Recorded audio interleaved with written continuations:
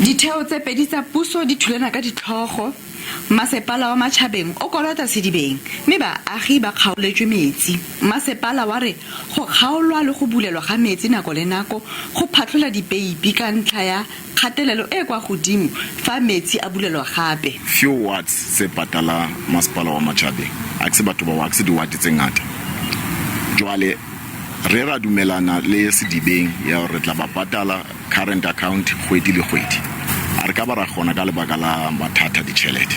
the continued non-payment of water accounts, Sedibeng Water is struggling to pay Eskom for electricity, chemicals, employees' salaries, and we are also experiencing serious backlog on maintenance. Baagi ba re go kgaolwa ga metsi ke tlhoba boroko. Tame o kate mohlomongkolo ya maisana lo gametsi ke la bona ha ba lo gametsi le wena bo kenya dikupu tsa hao o lo gametsi masepala tse ding tsa di toilete o fumana go di blokile ha di kgone ho sebetsa ke ditshintsi fela ke diboko fela mona ka Ferikgong setlhopha sa matona a puso se tlile go tshwara dipuisano le Masepala wa Matjhabeng le setheo sa Sedibeng go bona tharabololo.